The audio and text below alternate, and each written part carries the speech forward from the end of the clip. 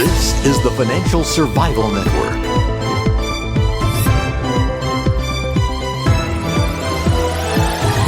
Now more than ever.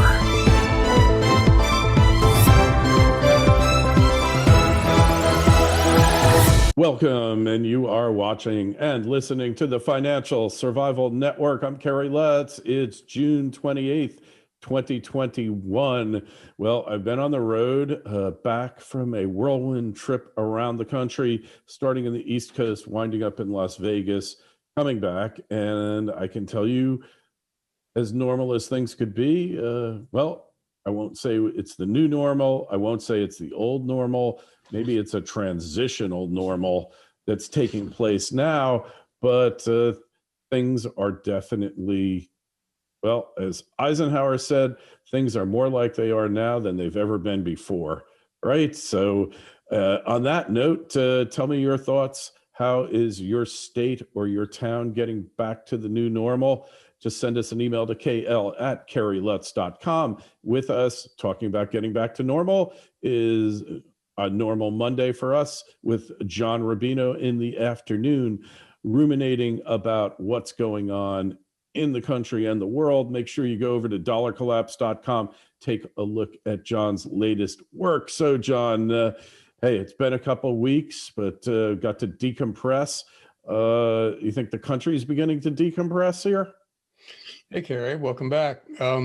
Yeah, things are kind of getting back to normal. I think a lot of people, at least in certain states, without getting political, some of the states are just totally blowing off the whole lockdown thing and going immediately back to normal. And things seem fine there so far. It doesn't seem like there's any kind of a huge crisis or anything. So, you know what, Lord willing, this is the end of the pandemic experience for this generation, and we can go back to normal, hope that not too many people are traumatized by seeing kids running around with no masks on or anything. There's a really funny story out there.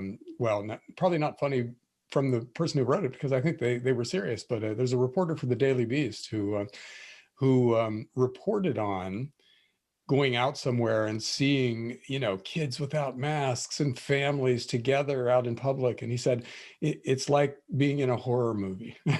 Because I think he really misses, apparently, the days of everybody being locked down and or masked and socially distanced and everything. So I think the transition is not without its traumas, but I hope that it's real and it's lasting, and this is it. But, it's not guaranteed, because there's some variant of COVID that's out there that has everybody spooked. And it's being blamed for a lot of stuff in other countries. And so it hasn't really come to the US. It may not, it might be a total false alarm, but it's making international headlines now. So we're not guaranteed to be out of the woods yet, but we can hope, that more or less normal life is returning, and we can start focusing again on the real stuff, like gigantic financial crises coming our way and stuff like that we spent so much time on in the past, and that was so much fun compared to this last year. Hey, well, COVID isn't even the leading headline now. We're talking about the Miami condo collapse, Miami Beach condo collapse. And I have to tell you, I've been going to Miami Beach since I'm 6 years old.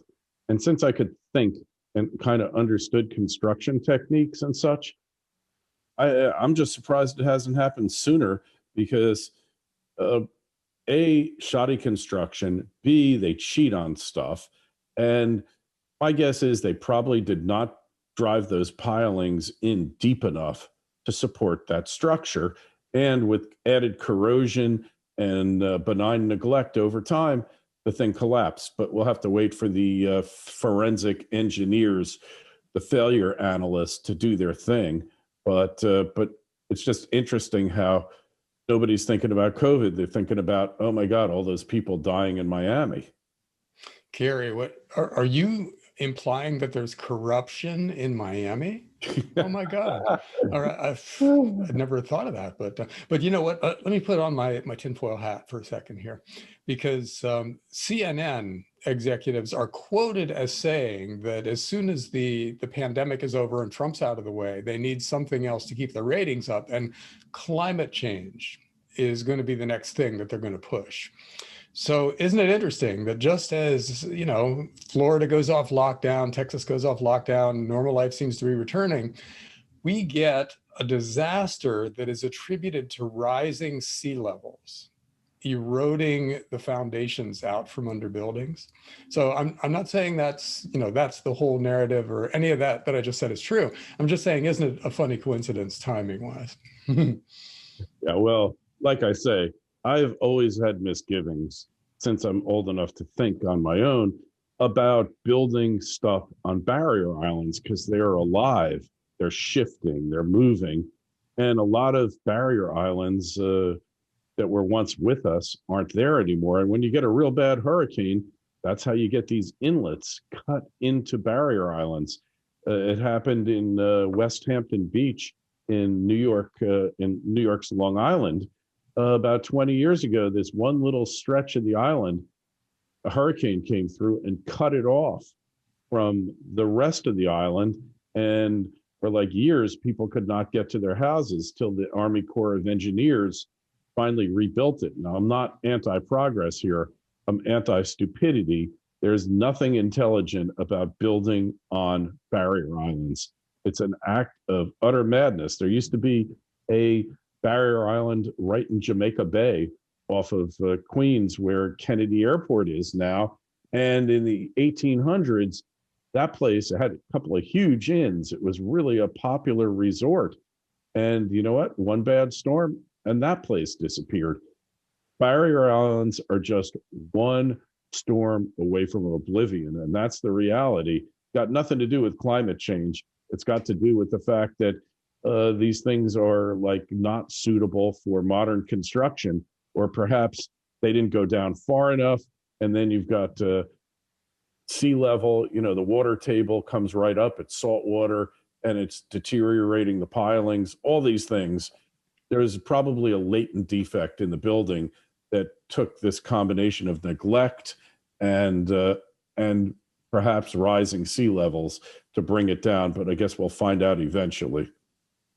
Yeah, it's the rising sea level thing is the political angle here, because if they can attribute buildings collapsing near the coast to the fact that the ocean is 2.4 centimeters higher than it was 10 years ago, then that opens up an avenue for extreme government control of building and stuff like that. But you know what? You and I have talked about this a lot of times in the past. Every hurricane season we have this conversation about how in a lot of cases, the most attractive parts of the world are also the most dangerous. And there's a causality there, because oceans are gorgeous, and the things that make earthquakes also make really pretty mountains and things. So, we're moving millions and millions of people to places that are prone to natural disasters. And because of that, it's just a matter of time before we get some incredibly expensive, in terms of both of money and lives, disaster, where, whether it's the San Andreas Fault or out here where I am in Washington, there's the Cascadia subduction zone, which, look it up. There are videos of guys saying 1,000-foot high tsunami, things like that. The entire coast will be unrecognizable. And then in South Florida, it's Hurricane Alley, right? There's going to be a Cat 5 that hits Miami someday, and it's going to cost $1 trillion when it happens. So we're kind of setting ourselves up for stuff like this. And the way the universe works is it's not one at a time. When you're unprepared for multiple disasters, that's when you get multiple disasters. So I think, completely leaving aside the financial stuff that's coming, there are big natural disasters waiting to happen just because we've set things up to be so that we're extremely vulnerable to them, and then combine that with the fact that we're over leveraged. We owe way too much money, and we can't pay our bills already. We've got a gigantic financial crisis coming, even if the natural world behaves perfectly for the next 50 years. But this is the national equivalent of when you've maxed out a bunch of credit cards and your roof leaks. That's a potentially catastrophic problem. That's what a big earthquake or a Cat 5 hurricane hitting Miami or whatever would be for us in our current financial situation. So, we don't have to look at the Middle East or Russia or China or anything for the precipitating event for the next financial crisis. It's completely possible that that we just have some garden variety natural disaster that tips us over the edge. Well, look at how the pandemic almost tipped us over the edge, or maybe it did tip us over the edge and we just don't know it yet. And yeah, to see a Cat 5 hurricane hit a major population center and reduce it to rubble, yeah, that could very well be the precipitating force. Well, in the meantime, inflation seems to be receding. Lumber prices have dropped by 50%, but they're still over double where they were a year ago. And copper is down a little, gold is down a little, silver is down a little, and hey, things are great, right?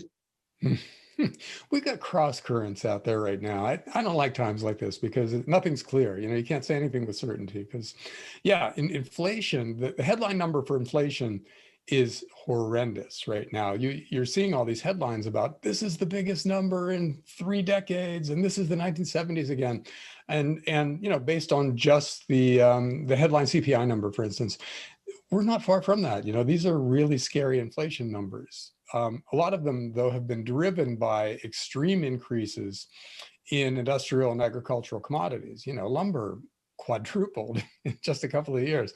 And a lot of other things like copper and iron ore and wheat, corn, all had not quite as extreme moves, but big moves during that time. And that filtered over into consumer prices. So we got these big numbers. But now if you look at a lot of the industrial commodities out there and the agricultural commodities, they're kind of coming back a little bit. Like lumber is down by 50% in just the last couple of months, which is a big deal for house prices. So there's an example of inflation moderating, and corn prices, wheat prices, iron ore, copper, they're all way up from 2 years ago, but they're all somewhat down from 3 months ago. And so what does that mean? How much of the last 2 or 3 years increase is still out there waiting to filter into higher consumer prices? It's hard to say. So we really don't know, but it's not nearly as scary as it was a couple of months ago when lumber was still on its upward trajectory and everything else was soaring. But we're still going to see big inflation numbers for quite some time. And, Bank of America just came out with a forecast that included the term hyperinflation. They're talking about fairly extreme inflation for years, not months. So I don't know. I don't know what it all means, which is why I hate this cross current kind of environment where you can't say anything with certainty. It's just, well, on the one hand this, and on the other hand that. But that's where we are right now. So we should just watch it and see what happens, and don't place any big bets on either side of this until we see which way it's going. Well, short of a deflationary disruption, which that's the last thing the Fed wants to allow. Can't just print up all these currency units and not see a commensurate increase in productivity, and not see inflation. I just don't see it. We've seen inflation in housing prices. They haven't rolled back yet. And the stock market hasn't dropped by 50% either. So yeah, lumber prices went up 400% and then they dropped by 50%. They're still 200% or more over where they were a year ago. Copper is still trading at 420 something a pound. So it's not trading at its all-time high, but pullbacks like that are normal. I don't see any let up in commodity price inflation, but I could be wrong. I think you need to steer the course ahead that you see is most likely, maybe not bet all your chips on it for sure. Hey, GDP growth is going higher, but where are the jobs? And what about those states that have canceled unemployment bonus benefits and have just canceled unemployment altogether, extended benefits? Because that's another cross current story. Yeah. The theory of that the people are getting paid not to work, just like farmers getting paid not to plant crops. The more you pay the farmers not to plant crops, the less crops they plant. The more you pay people not to work, the less on the books jobs they're going to have. And I think that's all changing now.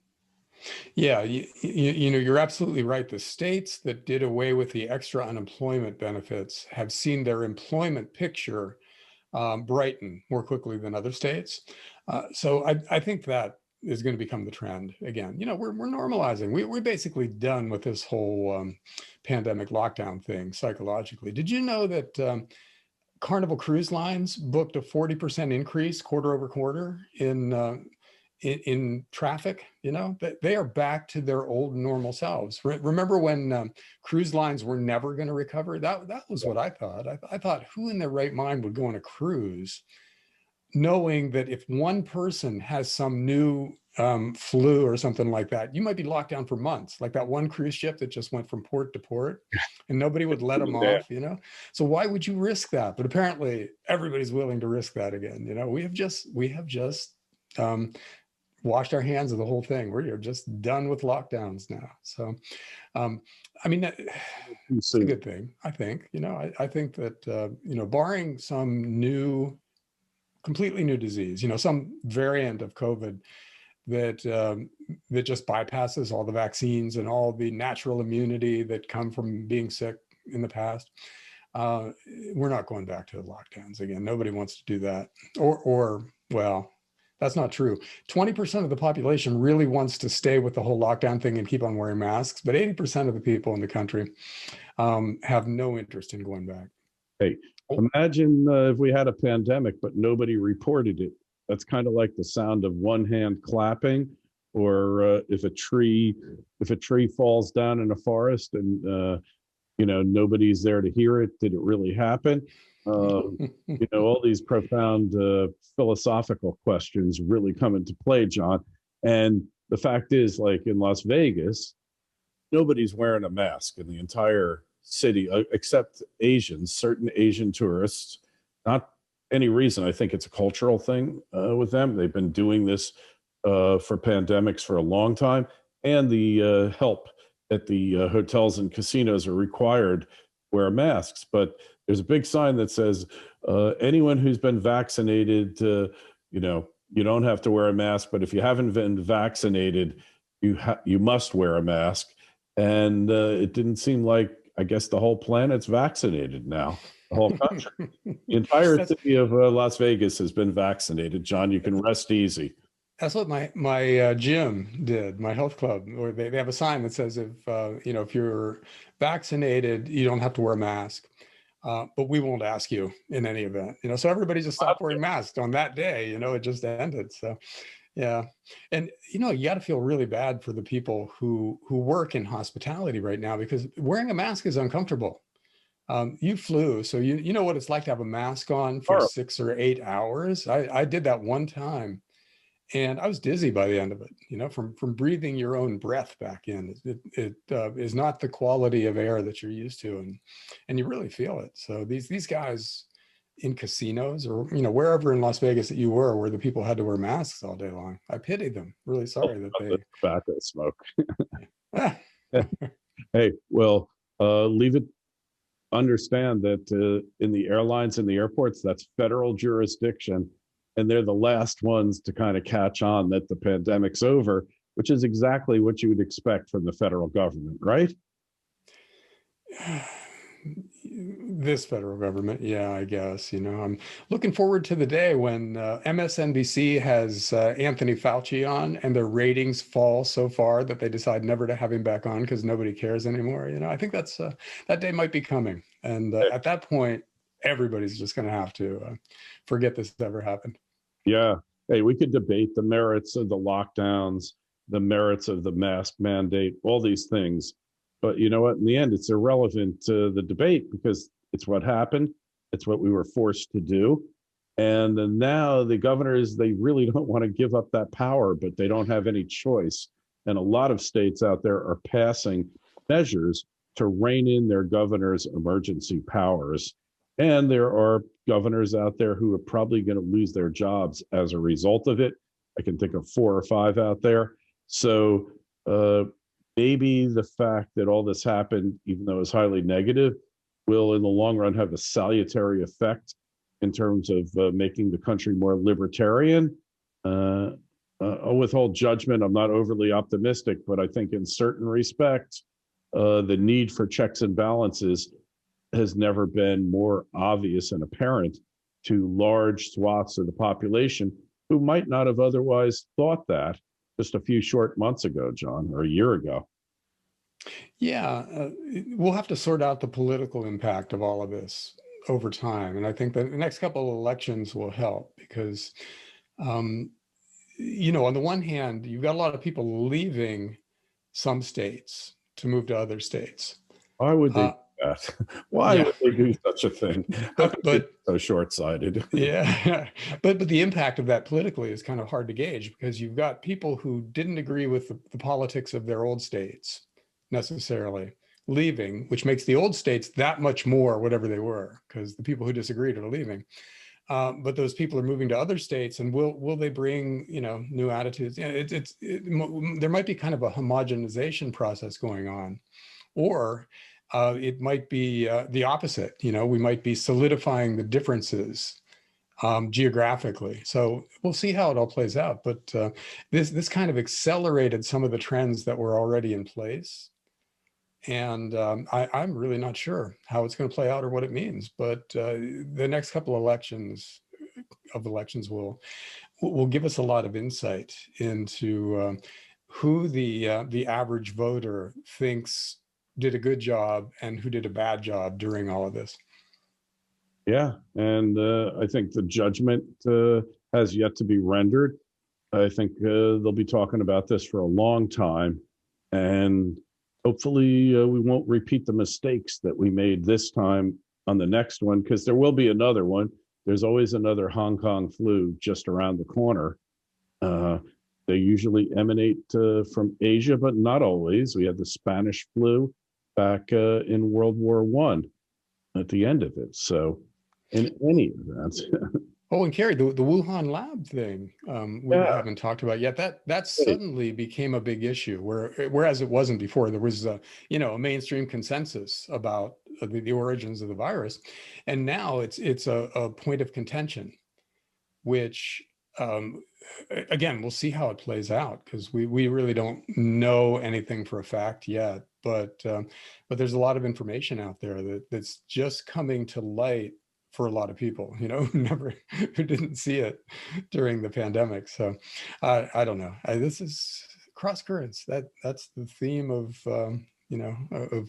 of my take on all of this. Now there are things pointing in pretty much every direction in every field right now, and it's really hard to get a handle on the near term direction.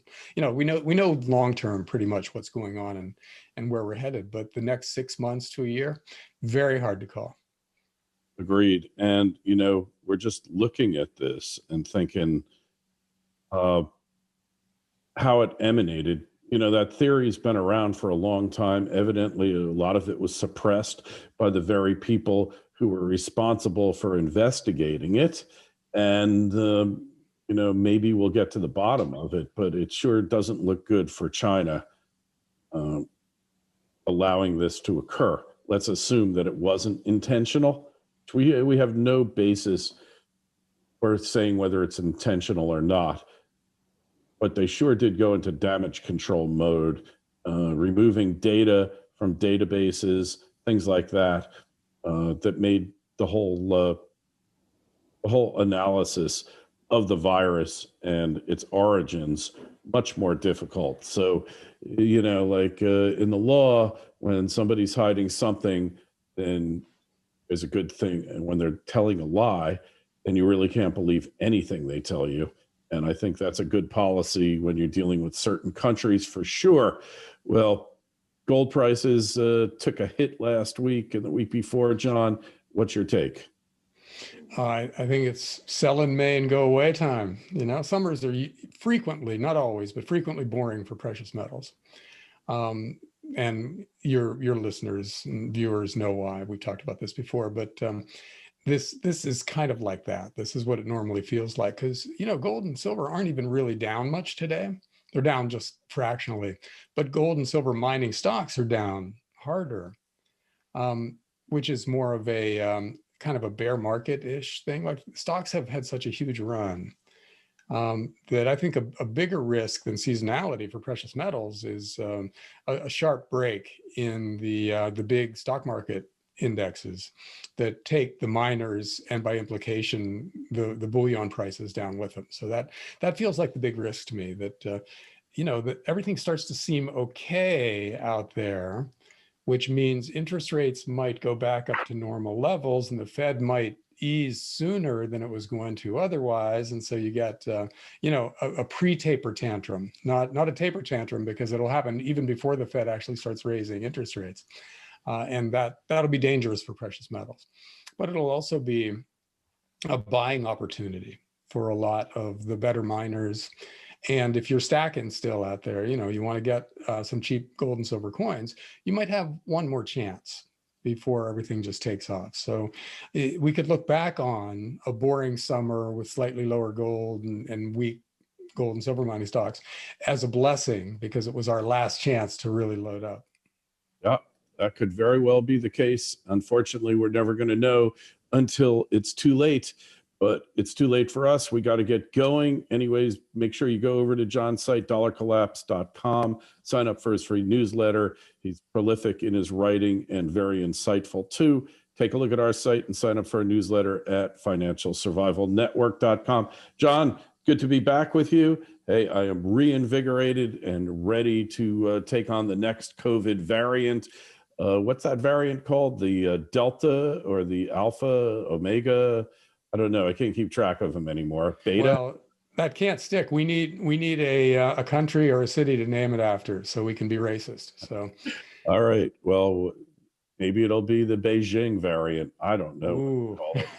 Yeah. Nasty though, or maybe the Guangzhou, or I don't know. Maybe we should have a contest to name the next COVID variant, but that's for another day. John, questions, comments for John, myself, just shoot us an email, kl@kerrylutz.com. I'm sitting on a stack of emails that's like overflowing from my inbox, John. So we will get to them. Hopefully we'll do a couple next week.